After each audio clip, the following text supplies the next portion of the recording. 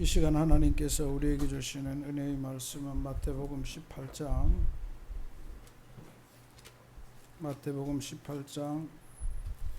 21절에서 35절입니다. 마태복음 18장 21절에서 35절 말씀입니다. 저와 여러분이 한 절씩 교독하시겠습니다. 그때 베드로가 나와 이르되 주여, 형제가 내게 죄를 범하면 몇 번이나 용서하여 주리이까? 7번까지 하리이까?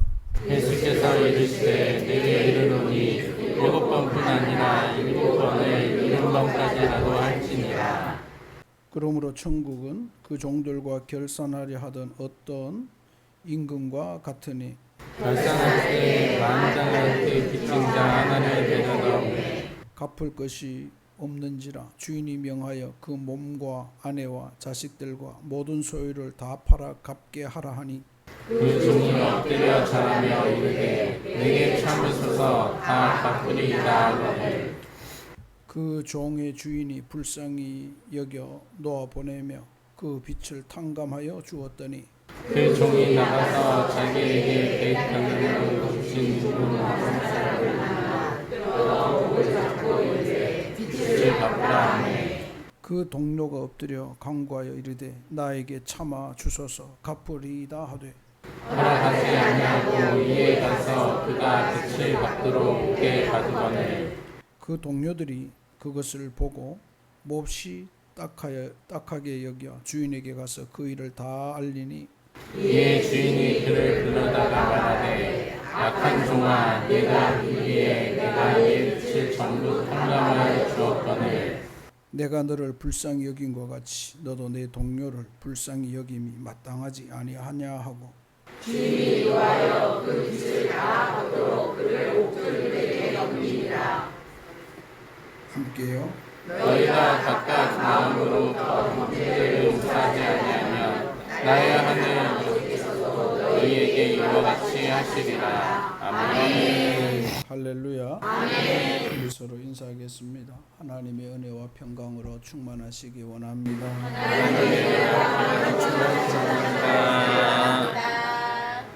따라합시다. 교회를 내 집처럼. 내 집처럼 어떤 친구가 집에서 에어컨을 안 튼대요. 왜 안 트냐니까 전기세 때문에. 전기세 몇 푼 아끼려고 그러면서 교회 와서는 막 틀어요. 그래서 저한테 혼났어요. 우리 교회 이야기 아니고 옆 교회 이야기예요. 그 목사님이 못 혼내길래 내가 혼냈다고. 오늘도 지난주에 예수님께서 형제가 범죄하면 어떻게 그 죄에 대해서 이야기해야 되느냐 이야기했어요. 그죠? 이제 첫 번째는 본인이 직접 가고, 그 다음에 두 사람 가고, 그 다음에 교회가 가고, 거기서 나온 말이 뭐예요? 두세 사람이 함께 모여 기도하면. 이 두세 사람, 우리 막 말할 때 두세 사람이 모여 기도하면 응답하신다는 했는데 그 응답이 뭐냐? 그 성경 본문은 바로 서로의 죄에 대하여 응답할 때 하나님이 그 죄를, 그 사람을 돌이키게 한다는 말이에요. 두세 사람이 모여 기도하면 물론 하나님이 내 소원도 들어주시고 응답해 주시면 여기서 핵심은 그 잘못한 사람이 깨닫고 회개한다는 말이에요. 돌아온다는 말이죠. 그 질문에 오늘도 예수님 오늘도 베드로는 참 신앙생활 잘할 수밖에 없는 것 같아요. 자기 신앙생활 하면서 질문이 많았던 사람이에요. 그러다 보니까 내가 어떻게 하면 신앙생활을 더 잘할 수 있을까? 좋은 믿음의 사람이 될 수 있을까? 궁금했던 사람이에요. 그러다 보니까 자꾸 묻는 거죠. 고쳐나가기 위해서. 여러분, 이를 생각해 보면 우리 기독교 신앙이 맹목적이다 하고 하는 것은 굉장히 어리석고 무식한 사람. 여러분 중에 혹시 친구들이 말하면 무조건 믿어, 이 말은요 아주 무식한, 나는 믿음이 없는 사람, 나는 성경을 안 읽는 사람, 나는 배움이 없는 사람이다 라고 말하는 거와 똑같은 거예요. 성경에 보면 끊임없이 예수님의 제자들도 예수님에게 질문하고 있어요. 여러분은 질문합니까? 질문 안 하면 여러분 자체의 믿음에 문제가 있어요. 무조건 믿는 게 이거 성경에 보면 그렇잖아요. 베드로도 끊임없이 예수님에게 질문하잖아요. 엉뚱한 질문이 아니고 머리에 내 머리카락이 몇 개입니까? 이런 질문이 아니고 다 피곤해요. 기독교를 교회를 곤란하게 하기 위해서 그런 말 하죠. 머리카락 하나님이 다 세신 바 된다는데 머리카락이 몇 개인데? 그런 질문은 질문도 아니에요. 그런 질문이 아니라 내가 살아가는데 이런 문제는 어떻게 해야 됩니까? 하는 거죠. 그런 질문들을 믿는 사람은 지금 우리가 이 땅을 보면서도 이런 경우는 믿음의 사람은 어떻게 하는 것이 맞습니까? 하는 질문들을 가지며 살아가는 게 맞다는 거죠. 제가 여러 번 말한 적 있죠. 제 당시에는 제가 대학 들어갈 당시에는 대학 수험생들이 지금은 뭐 수험생들이 거의 숫자가 1대1도 부족하지만 그때는 수험생들이 80만 명 정도 됐어요. 80만 명이니까 떨어지는 사람이 어마어마하게 많은 때죠.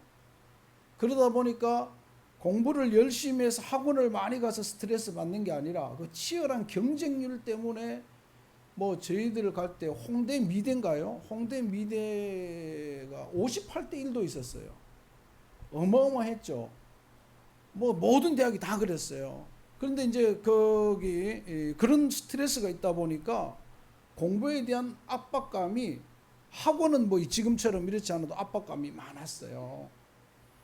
그래서 서울대 들어간 학생들에게 이제 조사를 하면 거의 한 70%가 정신적 장애, 뭐 정신분열이라든가 아니면 어떤 스트레스 장애, 막 이런 요즘으로 말 많은 장애가 있죠.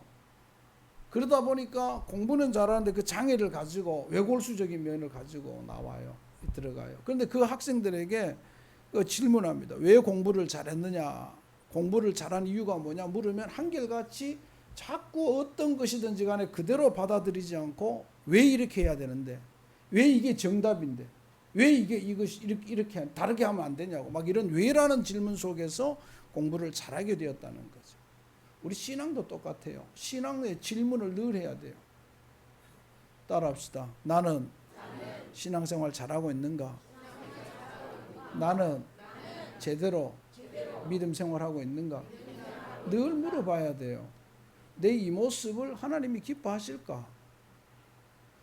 이런 자꾸 질문을 스스로 해야 되죠. 그 질문을 하면서 고쳐나가는 거죠. 내가 지금 이 일을 선택하는데 예전에 그 보면요, 뭐 하나님이 기도하는데 사업하라 그랬다. 이런 거는 자기 생각이지 다 이 영적인 교만에서 나오는 거예요. 뭐 이거 하라 그랬다, 저거 하라 그랬다. 그런 거 없어요. 여러분 그죠? 우리가 좀 이렇게 신앙생활하면서 많은 질문들, 어떻게 교회 생활하는 것이 바른 것일까?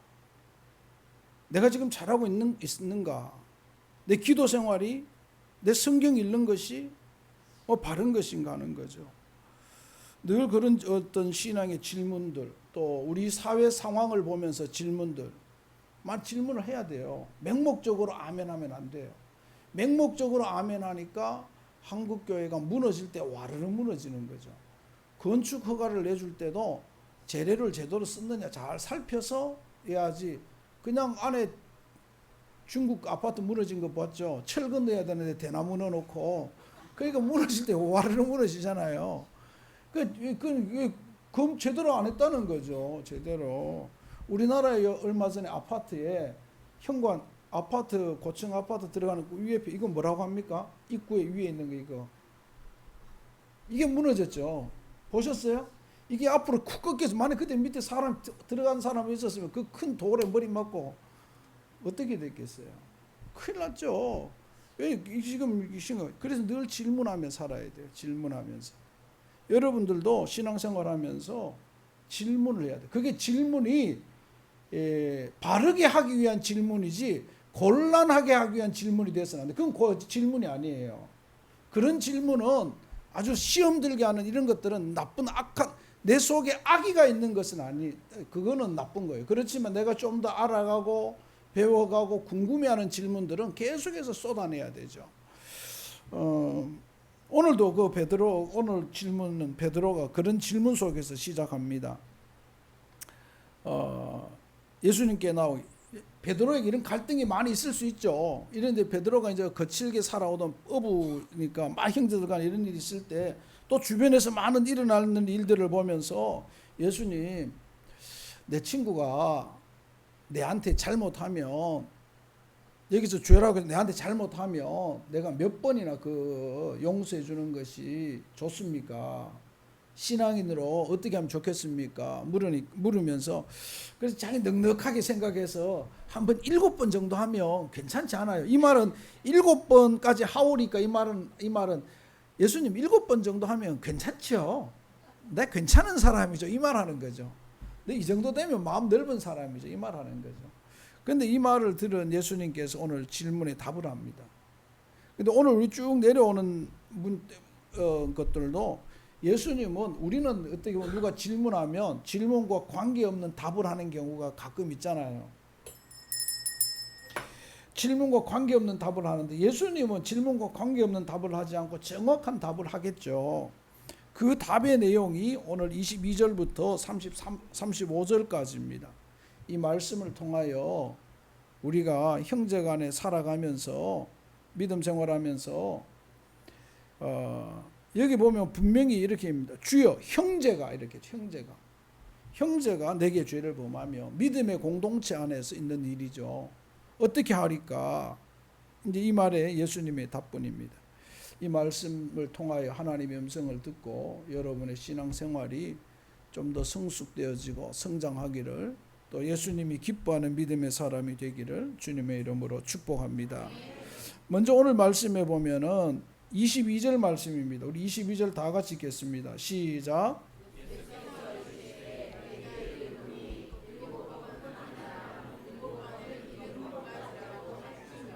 아멘. 우리나라에 3번 있다면 이스라엘에는 7번이 완전한 거라는 거죠. 그런데 7번도 완전한데 거기에 70번까지 하라. 그 조건 없이 하라는 거죠. 조건 없이. 횟수에 관계없이 항상 용서하라. 한결이가 엄마에게 잘못했어요. 지금까지 잘못한 게 한 490번은 더 되겠죠.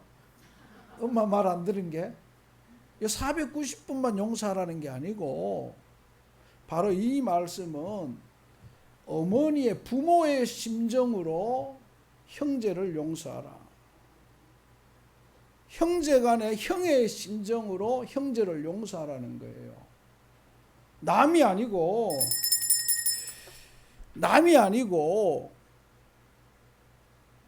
바로 가족 형제라는 이름으로 용서하라는 거죠. 김정순 권사님, 희석이가 엄마한테 얼마나 잘못했을까요? 지금까지 셀 수가 없죠, 그죠? 근데 다 용서가 되잖아, 그죠? 그 아침에 그렇게 밉던 희석이가 저녁에 들어오면서 엄마 먹으라고 더운데 아이스크림 하나 사오면서 엄마 사랑해 하면서 앵기면서 아이스크림 줘봐요. 이 징그럽게 왜 이래 그러면서 웃고 넘어간다고. 다 넘어간다고. 이 다 큰 놈이 징그럽게 뭐 이게 뭐야 뭐 이러면서도 좋아가지고 얼굴이 확 피겠죠. 그게 부모죠, 그죠? 바로 성경은 형제간의 잘못은 이렇게 용서하라는 거죠. 여러분들 그래 우리 교인들 간에 마음에 맺혀 있는 것이 있으면 안 돼요. 마음에 맺혀 있는 것이.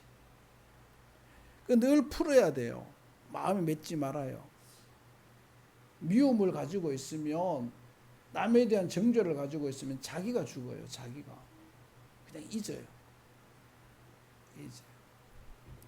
여러분 우리 모두 가운데 이러한 용서, 제한 없는 용서가 있기를 주님의 이름으로 축복합니다. 이게 성도예요. 이게 성도. 네 옛날에 그랬잖아. 그런 말 하면요. 여러분 그 앞에 듣고 있지 말고 말하세요. 니는 더 나쁜 놈이라고. 그래도 관계 없어요. 그렇게 성도는 네 옛날에 그랬다는 말 하면 안 돼요. 옛날에 안 나쁜 놈이 어디 있어요, 여기에? 여기 안 나쁜 놈 어디 있어? 한번 손 들어봐요. 아니, 우린 다 어떻게 보면 서로에게 색깔이 다를 뿐이지 수많은 죄의 스펙트럼을 가지고 살아가요. 죄의 종류가 달라요. 어떤 사람은 이 죄, 어떤 사람은 저 죄, 죄의 종류가 다를 뿐이지 하나님 앞에서는 다 죄를 뜨고 나는 네보다 죄 적었다. 그런 거짓말 하지 말아요. 그게 더 큰 죄예요.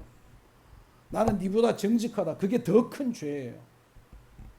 여러분, 그죠? 생각해 보면 우리는 엄청나게 이 색깔이 다른 죄를 가지고 살아가는 사람들이죠. 그래서 용서해야 돼요. 생각해야 돼요. 여러분, 우리 모두가 정말 예수님의 이 말씀을 꼭 기억하고 용서하는, 어떤 것이든 용서하는, 살인, 우리 중에 그런 사람은 없지만 어떤 형제간에 그 오죽하면 원수를 위해 기도하고 미워하는 자를 위해 사랑하라고 주님이 말하겠어요. 꼭 여러분, 우리 모두 가운데 그러한 용서의 마음이 늘 있기를 주님의 이름으로 부탁합니다. 이게 신앙이에요. 기독교 신앙에 있어서 사랑한다는 말은 누구나 다 할 수 있어요. 사랑의 표현이 뭐예요? 용서하는 거예요. 관용하는 거예요. 사랑의 드러남이, 사랑한다는 말은 어떤 말로도 여러분 가증하게 다 할 수 있어요. 웃으면서 속으로는 저놈 새끼 죽일 놈 이러면서 사랑해요 할 수 있어요. 그러나 용서는 아무나 할 수 없어요. 용서는 쉽지가 않아요. 그죠? 마음에 다 들어요. 여러분, 우리 모두 가운데 하나님이 기뻐하는 그러한 용서의 마음이 가득하기를 축복합니다. 두 번째, 오늘 여기 말씀해 보면 우리 1만 달란트 비유가 있잖아요. 1만 달란트 빚진 자 비유. 바로 여기서 나오는 거죠. 형제를 용서하는 이야기에서 나와요. 1만 달란트가 얼마냐? 한번 계산해 보세요. 계산기 있으면. 1만 달란트가 6천 데나리온이에요. 6천 데나리온이면 만이면 동그라미 4개 더 붙여야 되죠. 그러면 6천, 6만, 60만, 600만, 6천만 데나리온인가요? 6천만 데나리온 나누기 365. 시작. 빨리 계산해 봐요. 6천만 나누기 365. 빨리 계산해 봐요. 내가 일부러 계산 안 했어. 계산하면서 다들 잠 깨라고. 6천만 나누기 365. 빨리 계산해 보라니까. 아무도 계산 안 하네. 핸드폰 앞에 놓고 뭐해? 6천만 나누기 365.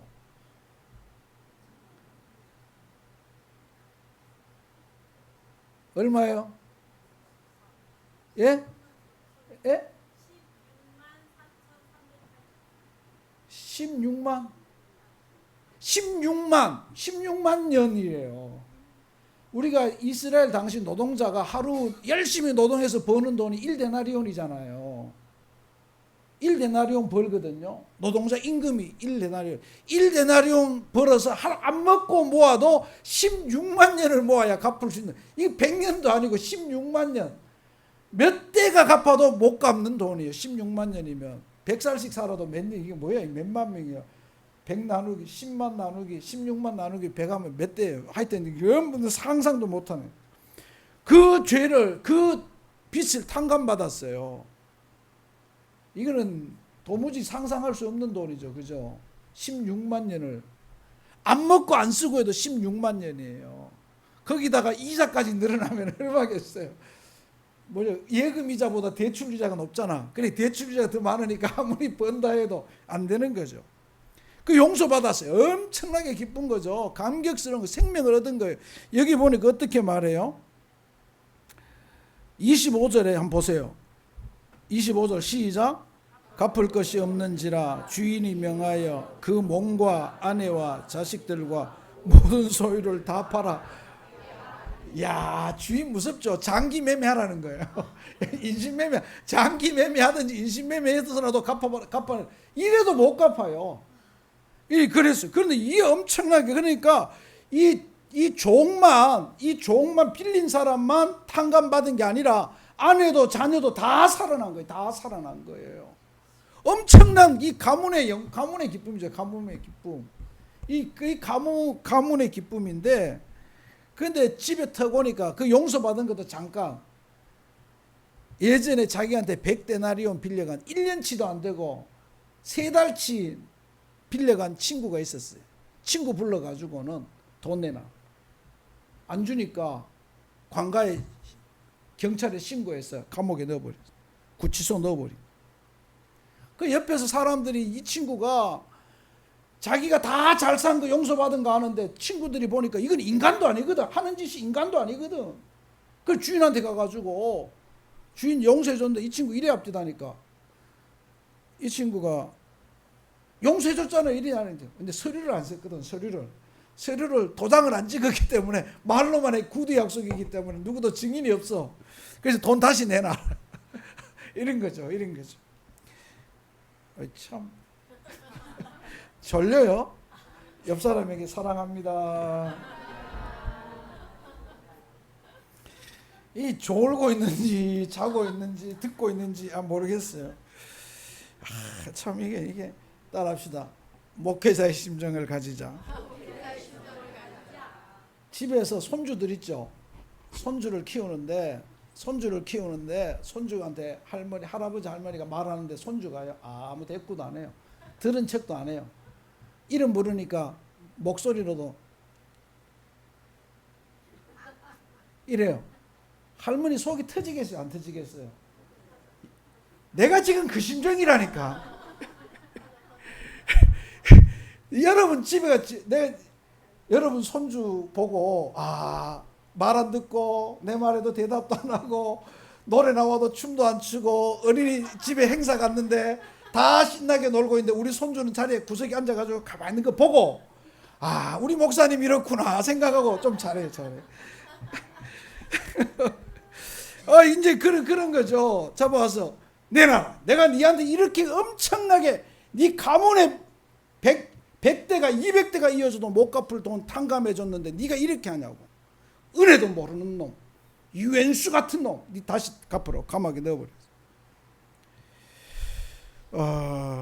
그래서 여기 보니까 34절에 주인이 놓아여 그 빚을 다 갚도록 그를 옥졸들에게 넘기니라. 옥졸에 들어가면 빚 갚아요, 못 갚아요? 감옥 들어가면 못 갚아요. 이 친구는 자자손손 이제 죽을 때까지 깜빵이 있어야 되고, 그 아들도 깜빵이 있어야 되고, 그 100대는 200대는 깜빵이 있어야 돼요. 여러분, 그죠? 그러면서 예수님께서 이 말 이후에 하는 말이 33절입니다. 33절 시작. 내가 너를 불쌍히 여김과 같이 너도 내 동료를 불쌍히 여김이 마땅하지 아니하냐. 용서에 대한 거예요. 따라합시다. 예수님의 심정으로, 예수님의 사랑으로, 십자가의 사랑으로 용서하자.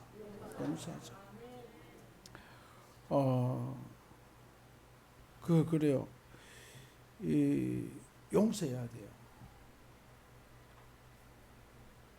예수님께 내가 받은 은혜가 많으니까, 예수님께서 내게 주신 은혜가 많으니까, 예수님이 내게 주신 사랑이 많으니까. 여러분, 근데요, 사랑을 받아도요, 사랑을 모르는 인간들이 있어요.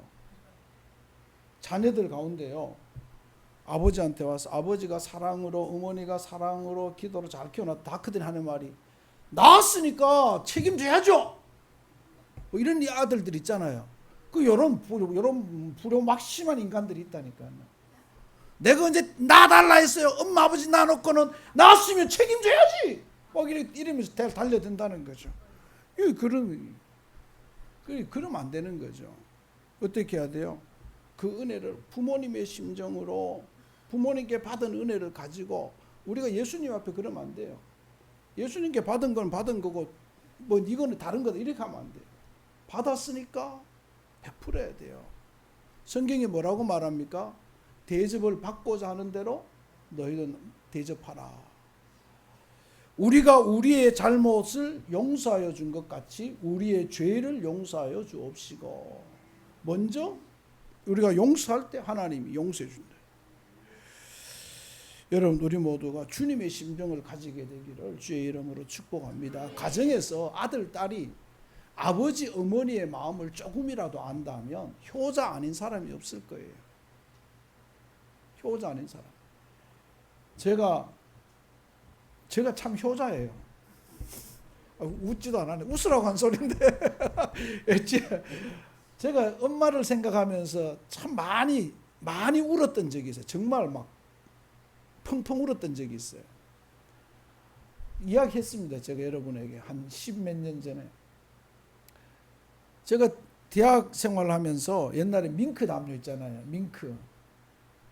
저는 저희 어머님이 밍크 담요를 집에서 빨 때 별로 도와준 적이 없어요. 들어준 적도 없고 그냥 장인한 줄 알았어요. 20대의 건강한 아들이 대구에서 학교 다니면서 겨울을 지나고 밍크 이불을 빨게 되었어요. 이야, 이거는 여러분 밍크 이불 안 빨아본 내가 사람은 말을 하지 말아요. 지금이라도 체험하고 싶으면 밍크 이불 위에서 한번 빨아봐. 들고 옥상에서 큰 다라이에, 욕조 같은 다라이에 물을 담고 넣었어요. 넣을 때까지는 행복했어요. 아주 행복했어요. 이불도 가볍고 폭신폭신하고 넣고 밟을 때도 괜찮았어요. 이 정도쯤이야. 그런데 헹구려고 드는데 우와, 이건 뭐야?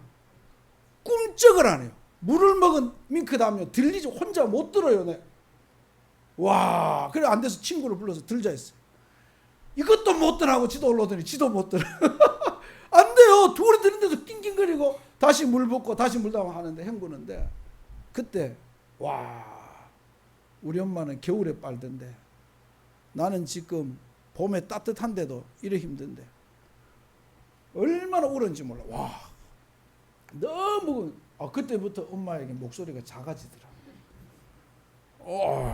여러분 그죠? 딸은 시집 가서 애를 낳아봐야 알아요.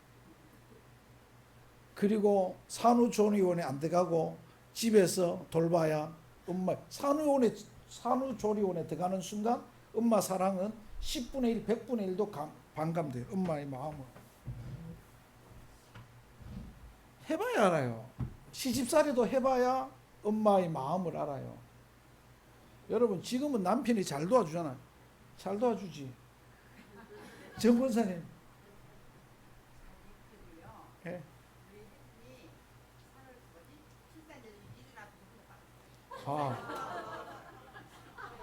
나도 힘든데 정인순 권사님이 얼마나 힘들었겠어요. 그거 여러분 상상을 못해요.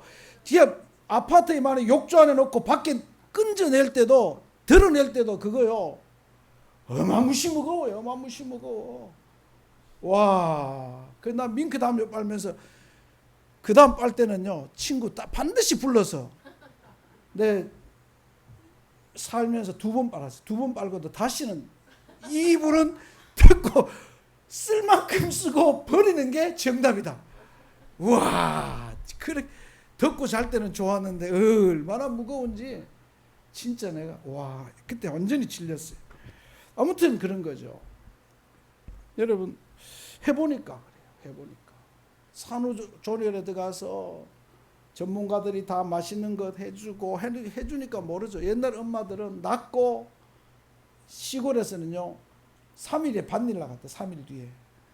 믿어야 될지 안 믿어야 될지 모르지만 옛날 어른들은 그랬대요. 그러면서 애들을 키웠어요. 그 사랑을 생각하면 엄마 잘해야죠. 우리가 하나님께 받은 은혜가 하나님께 받은 체험이 있어야, 내가 신앙생활 해도 받은 체험도 없고 용서받은 체험도 없으면 안 돼요. 알아야 되죠. 그래야 용서해 줄 수 있는 거죠. 이 얼마나 귀한 건지 얼마나 큰 건지 여러분 예수님의 심정을 꼭 알게 되고 그 예수님의 심정으로 십자가에 못 박혀서 용서했던 그 고통을 체험하는 그 심정, 사랑의 심정으로 형제를 품을 수 있는 우리 모든 교우들 되시기를 주님의 이름으로 축복합니다. 그래요. 오늘 세 번째는 35절입니다. 우리 35절 시작.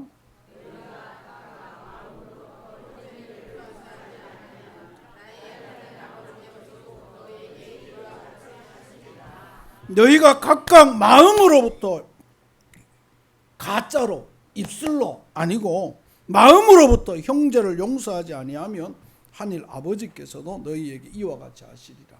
오늘 예화 속에서 나와 있잖아요. 하나님은 용서해 주고 싶지만 네가 그렇게 안 살면은 용서됐던 것 회수한다는 거예요. 주인이 용서했어요. 주인은 먼저 용서했어요. 그런데 용서하지 않으니까 회수해서 감옥에 넣어요. 오늘 우리도 똑같아요. 받은 은혜가 있지만, 용서받았지만 그 받은 은혜를 잊어버리고 용서하지 않고 죄 속에 질문 묻고 살아가면 그 받은 은혜 회수하고 용서를 회수한다는 말이에요. 예화가 그렇잖아요. 예화가. 이건 내 말이 아니고 예수님 말이에요. 예수님. 용서받은 것이 온전해지려면 나도 용서하는 삶을 살아야 돼요. 하나님께 받은 사랑이 더 큰 사랑으로, 복이 더 큰 복이 되려면 베푸는 사람이 돼야 된다는 거죠. 여러분, 그걸 잊어버리면, 그러니까 우리가 신앙생활을 못하는 거죠. 예수 잘 못 믿는 거예요. 주일날 교회만 나오면 다 되는 줄 알아요. 착각하지 말아요. 그 착각하니 착각. 신앙생활이 만만한 게 아니에요. 믿음이 자체가 하나로 되어 한 덩어리로 되어 있다고. 믿음이 단순한 게 아니에요. 믿음 안에 엄청나게 많은 것들이 있다는 거죠. 우리 그걸 알아야 돼요. 여러분, 신앙생활 이거 보면서 참 이 마태복음 참 좋은 것 같아요. 오늘 우리 특별히 유교 문화에 살아가는 우리에게 우리는 질문해야 돼요. 얼마 전에 84세 된 분에게 제게 질문이 왔어요. 아휴, 어려운 질문을 해요. 내가 그런 질문 받으면 참 난감해요. 목사님, 누가복음 16장 1절부터 거기에 뭐가 있는지 알아요? 여러분, 저도 어려워요. 거기 불의한 청지기 비유예요. 불의한 청지기가 불의해서 죄를 저기 성경에 보면 주인에게 죄를 지어서 주인이 쫓아내요.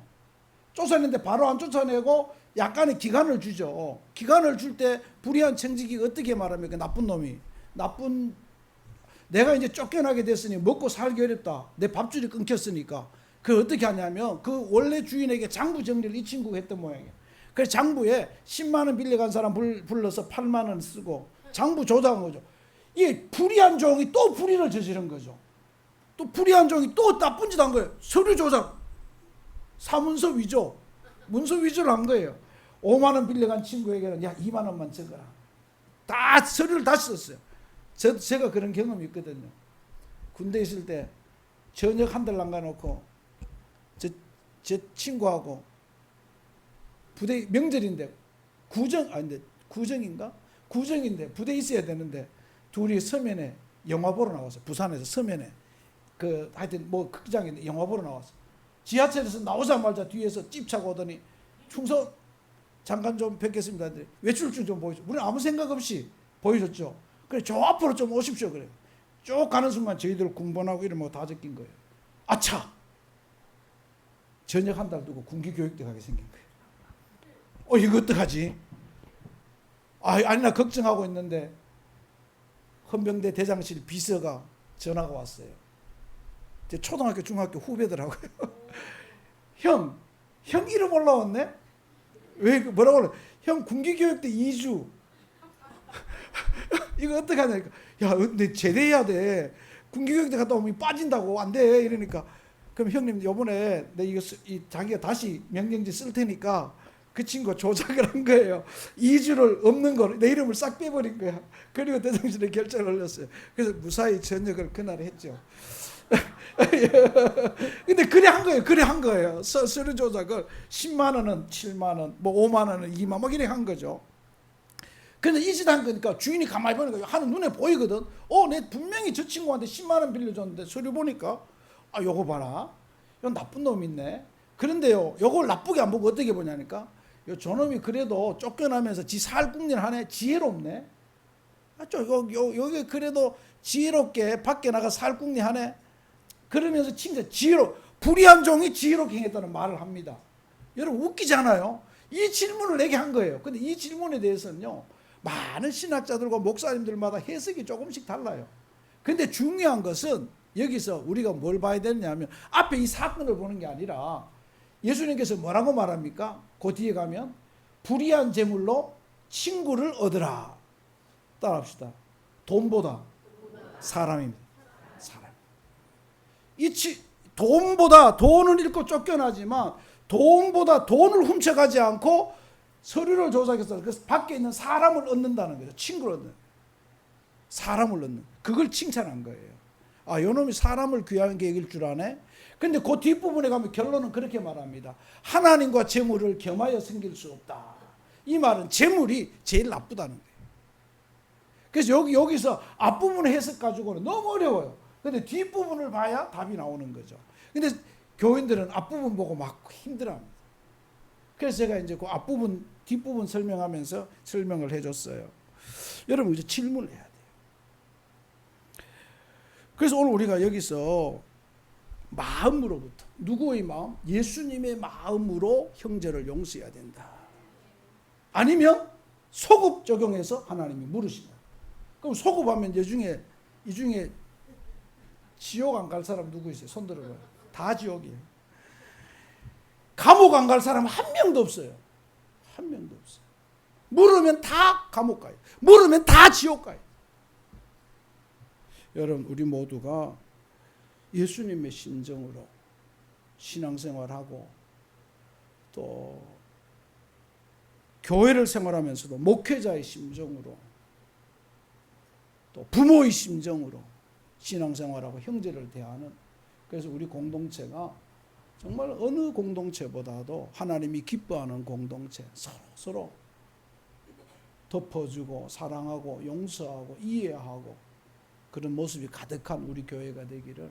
그래서 세상에서 지친 사람들이 우리 교회에 들어오면 위로받고, 여러분 세상에서 어떤 나쁜 사람이 우리 교회에 와도 눈을 흘기거나 수근수근하거나 하면 안 돼요. 먼저 가서 손잡아주고 잘 오셨다고 안아주고 위로해주고 모른 척 해주고, 모른 척이 아니라 몰라야 돼. 없었던 것처럼 사랑해주는 그런 우리 공동체가 되기를 주님의 이름으로 부탁합니다. 기도하겠습니다. 하나님 감사합니다. 우리 가운데 이름만 예수 공동체가 아니라 우리의 삶이, 우리의 모습이 예수님과 함께하는 교회 공동체 되게 하여 주시옵소서. 예수님의 심정으로, 예수님의 마음으로 살아가게 하여 주시옵소서. 예수님 이름으로 기도합니다. 아멘.